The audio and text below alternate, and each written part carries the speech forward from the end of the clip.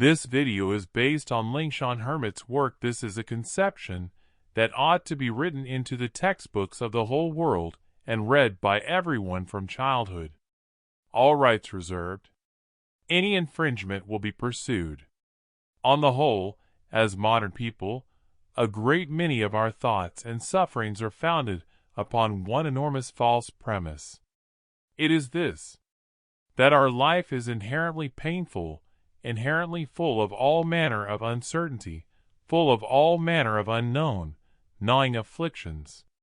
That life is inherently one affliction after another, inherently a thing that is never, ever gotten squared away. This is the universal condition of all ordinary beings, and the universal condition of every person who has not yet recognized the true reality of his own mind. And yet, we suppose this to be abnormal. We suppose that we can, by all manner of means, change these things, change all the uncertainties, change this ordinary constant state of the world. We suppose that so long as we make sufficient effort, have enough money or power or freedom, we can create for ourselves a world without suffering. We suppose that life can be brought under control, that the world can be tamed. From the standpoint of the Buddha Dharma, this is an enormous delusion founded upon ignorance of the world, built upon the most superficial reading of the world. What must be pointed out is this: we did not think this way from the moment we were born. We were educated to think this way. It may be said that this is the result of having been influenced. Just as we said a moment ago, life is inherently painful, inherently full of all manner of uncertainty, full of all manner of unknown gnawing. Inherently one affliction after another, inherently a thing that has never, ever gotten squared away. I have always felt that these conceptions ought to be written into the textbooks of every language in the whole world, written into the textbooks of the entire world. This would be more useful to you than the fundamental theorem of calculus. If at the age of 7 you had received such an education, your later life would be vastly different. You would at the very least be far happier than you are now, because you would not harbor so many expectations and so many unrealistic fantasies. But it is not so. None of this has come to pass, and so you will not see these things in any textbook. Nearly all textbooks are teaching you the very opposite. All the cosmetics advertisements, dental advertisements, and razor advertisements are telling you that suffering ought not to exist, that you ought not to suffer, ought not to age, ought not to feel anxious. They strive to make everyone believe that the life of a normal person ought to be young, happy, efficient, confident, loved, and moreover ought to be smooth-flowing in every particular, and not this half-dead state one is in now. When you have grown accustomed to such thinking, accustomed to these ideas that Western capital has instilled in you, a dreadful consequence will follow. You will come to understand the normal state of life as a kind of accident, and will attempt to change these accidents. But these are not accidents. They are merely the ordinary constant of life, and every one of us will meet with them. Just as you are about to head out, you discover your phone is dead, and the power bank is dead too. When you come home, you find the door lock will not turn, and the key will not pull out either. Halfway through the takeout meal you discover they left one item out. The verification code is slow in coming and never arrives. After you park, you find a scratch has been knocked into the car door at some unknown moment. You discover your wife does not love you but loves her first love.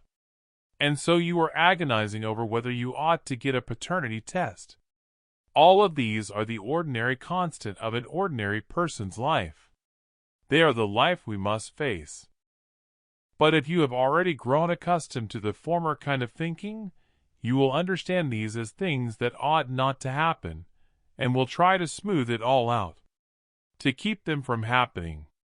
I have seen many people say that the reason they strive to earn money is precisely the hope that their children need never again undergo the sufferings they themselves once underwent. I can understand their love for their children, but this sort of thinking can, in the end, only be a beautiful hope. So long as you live in this world, so long as you have not realized the true reality, you cannot avoid a single kind of suffering. He will inevitably undergo all the suffering he ought to undergo.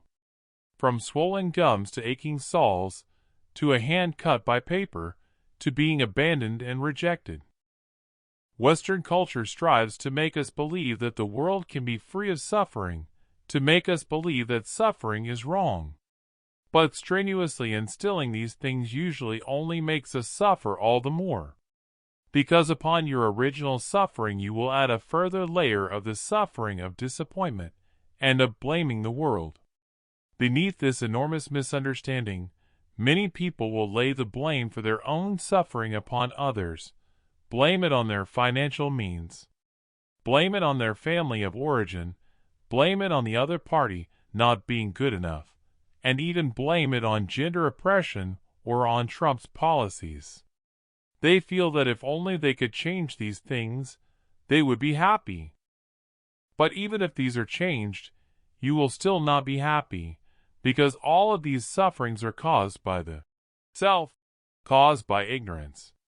But the self will never admit that these are its own problem. It will forever push the problem onto others.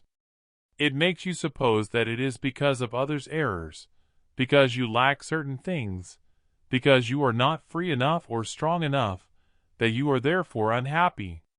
The demon knows this enormous defect in human cognition, and so he is forever inciting you to acquire more and better things. From Japanese handmade kitchen knives, to Royal Copenhagen tableware and silver photo frames, to a younger body and more emotional value. He tells you that so long as you can possess these things, life will become more beautiful. It may be said that you have had set up for you a goal that is fundamentally impossible to reach, and then, in order to reach this goal, you run yourself ragged. It is like the carrot before the donkey's eyes. It is forever before your eyes, yet you can never eat it. You feel that your own unhappiness is all caused by others, all caused by your not possessing enough, not being strong enough. You feel that if only you changed to a better person, or job, or environment, or possess more, everything would turn for the better. While you are ceaselessly grasping, your life is ceaselessly consumed. Your life is used up doing those utterly meaningless things. That is because from the moment you were born you were designed into such a society. You will only walk forward along the road already laid down by the majority, and it is utterly impossible for you to have any thought that steps out of line. And the most fundamental reason for all this is that you do not know that life cannot be manipulated. Do not know that nothing whatever is within your power to control. Do not know that suffering is the ground tone of the ordinary being's life. No one has told you. Life is inherently painful, inherently full of all manner of uncertainty, full of all manner of unknown gnawing. Inherently one affliction after another, inherently a thing that has never, ever gotten squared away.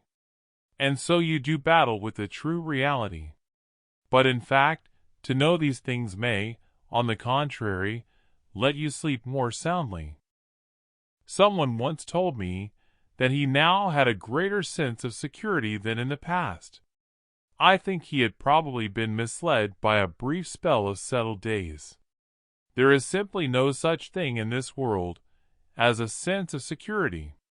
If you feel very secure, then after a while the world will, in its own way, give you a little reminder.